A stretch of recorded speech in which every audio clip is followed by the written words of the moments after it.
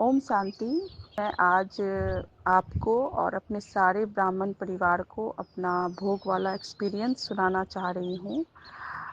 हुआ क्या था ना कि जब मैं ज्ञान में आई थी तो स्टार्टिंग में तो पता नहीं रहता ना क्या है, कैसे करना है। तो आपने भोग का बहुत डिटेल में आपने मुरली में बताया था, तो मुझे बड़ा अच्छा लगा था। तो मैं सेंटर गई तो वहाँ मैंने दीदी को बोला कि दीदी भोग कैसे लगाते हैं, कैसे क्या करना होता है।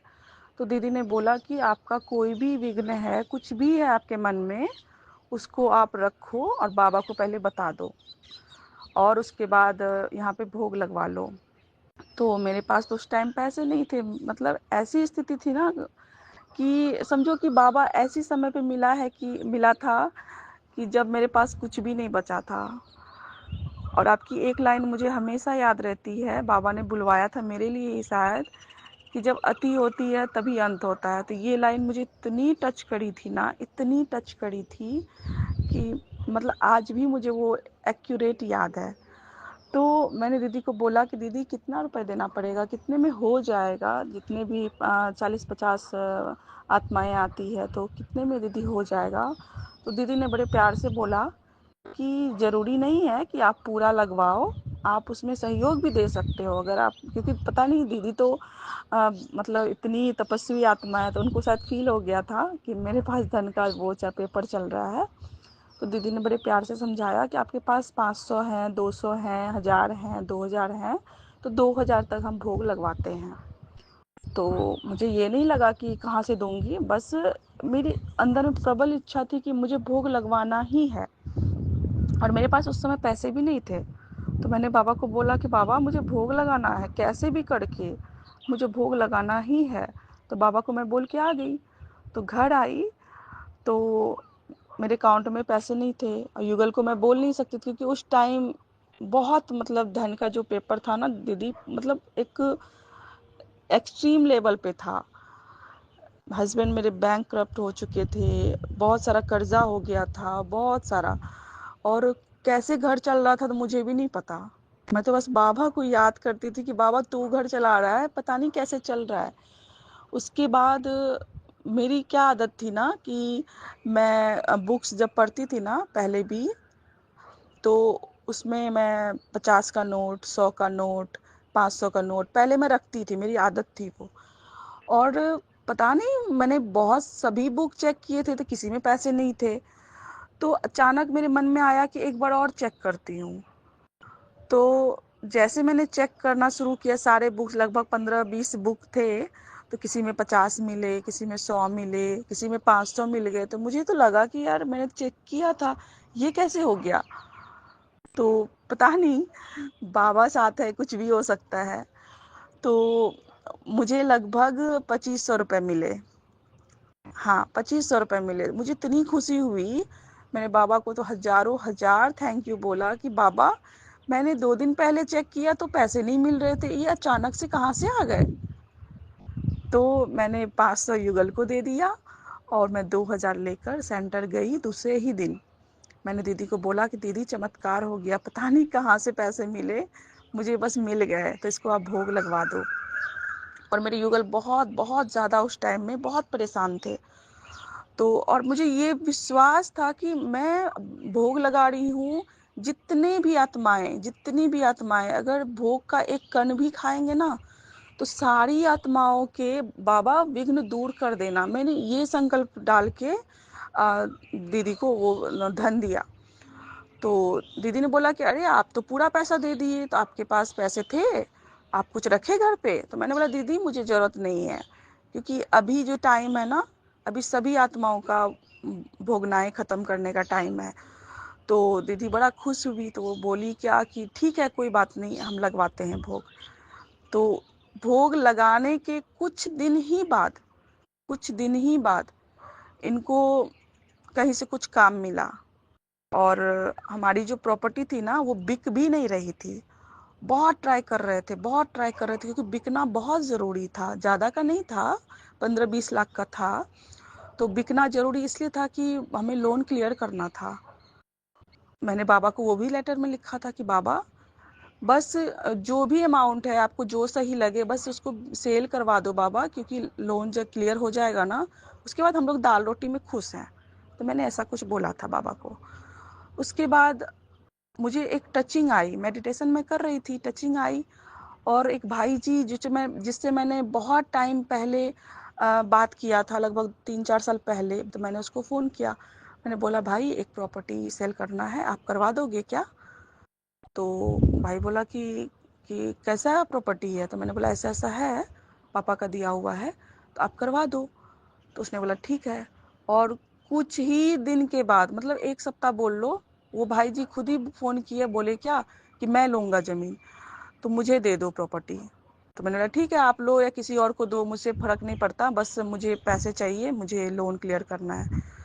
तो ऐसे-ऐसे करके काम हो गया।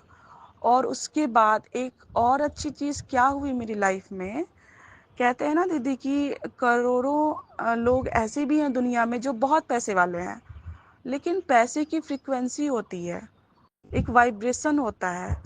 कभी-कभी लोग के पास पैसे रहते हैं तो वो बीमारी में खर्च हो रहे हैं, तो किसी गलत काम में जा रहे हैं। ये चीज़ें मैंने इतनी बाबा के ज्ञान में आने के बाद नोटिस करी हैं, पहले नहीं उतना पता था कि पैसे की भी अपनी एक वाइब्रेशन होती है।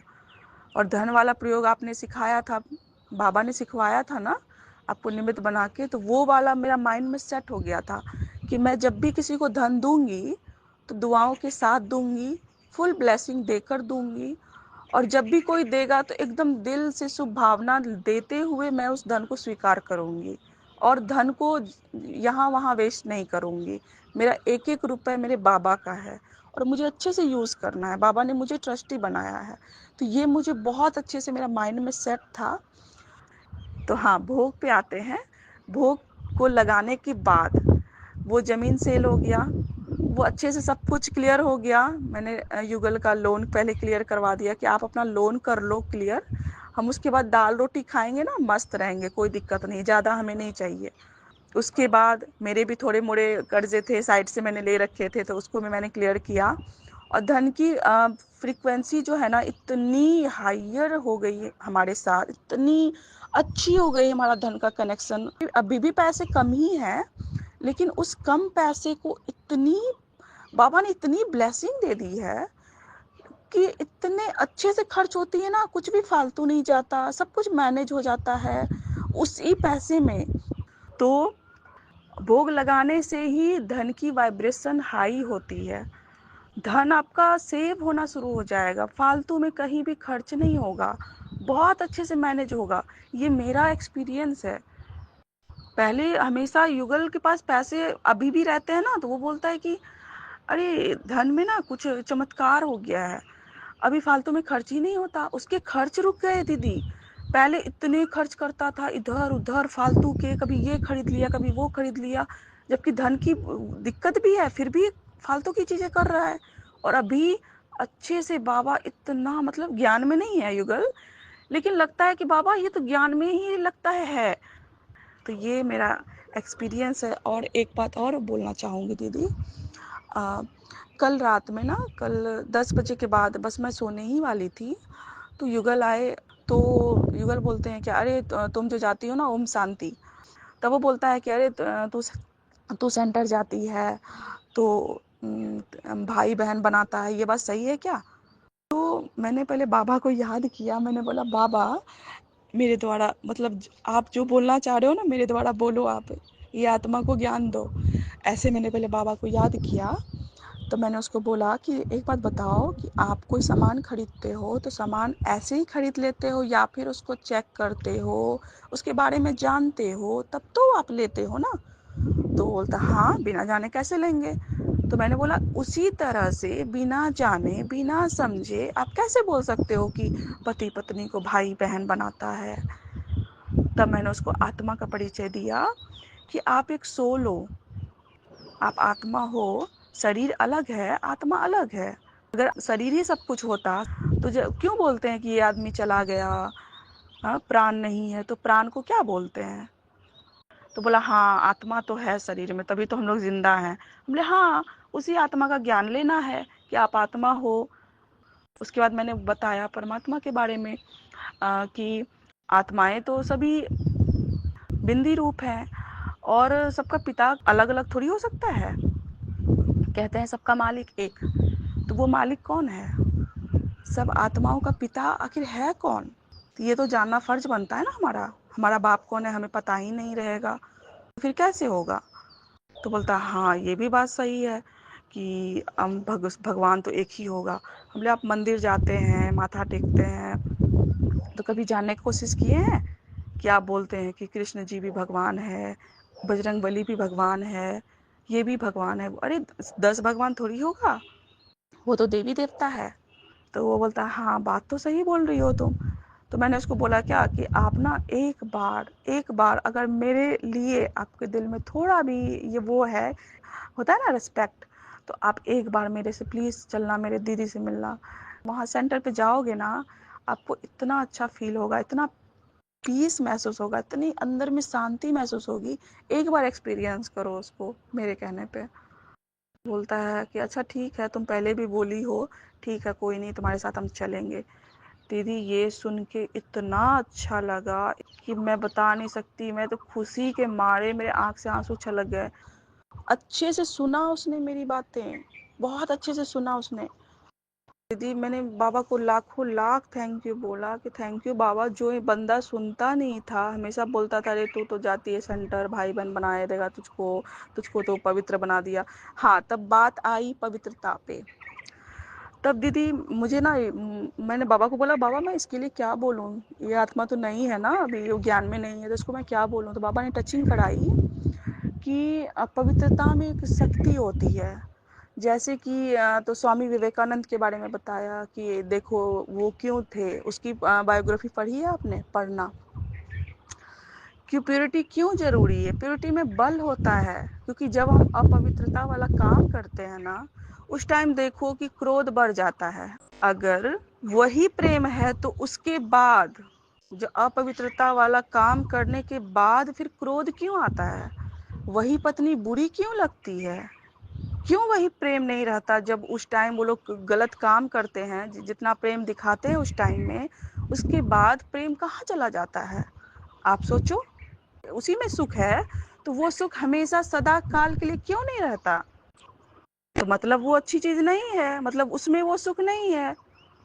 तो मैंने बोला कि हम लोग इतने टाइम से अभी प्योर रह रहे हैं, तो आपको मैंने किसी भी चीज में कमी दी? क्या आपके लिए खाना नहीं पकाया? क्या आपके दुख सुख में साथ नहीं दी? क्या आपके कपड़े नहीं धोए? क्या आपकी मैंने बातें नहीं सुनी? आप जो भी बोले हर बुरे वक्त में मैंने आपका साथ दिया, तो ये बताओ, तो इसको प्रेम नहीं बोलेंगे क्या? इसको रिश्ता निभाना नहीं बोलेंगे? इस तरह से मैंने बोला, बड़े मतलब युक्ति से मैंने समझाया। और सच में दीदी कल तीर निशाने पे लगा है और वो मेरे साथ सेंटर पे जाएगा, दीदी से मिलेगा। मैं तो इतनी खुश हूँ ना कि मेरे पास जितना भी बोलूँ कम है। और एक बात और दीदी, जो भी मेरे घर आता है ना दीदी, यहाँ बाबा का घर आता है ना, वो बंदा या बंदी वो बोल एक बार तो जरूर बोलता है कि यहाँ पे कुछ ना कुछ तो अलग है। क्योंकि आपके यहाँ आते हैं ना तो इतना शांति मिलता है, इतनी पॉजिटिव वाइब्स आती है। तो ये सुनती हूँ ना तो मुझे लगता है कि मेरा ज्ञान सफल हो गया, मतलब मैं सही रास्ते पे चल रही हूँ। और मुझे इसी रास्ते पे चलना है, ताकि जो भी आए इस घर पे एक गिलास पानी भी पिए ना, उसको आत्मा में जो सुकून शांति कहीं नहीं मिली है उसको यहाँ मिले। तो बहुत मज़ा आ रहा है दीदी, ज्ञान में चलने पे जो सुख मिला है ना, वो सुख कभी नहीं मिला। जितना प्यार बाबा किया ना, उतना प्यार किसी ने नहीं किया और किसी का चाहिए भी नहीं। एक बाबा, दूसरा ना कोई। थैंक यू बाबा, थैंक यू। ओम शांति।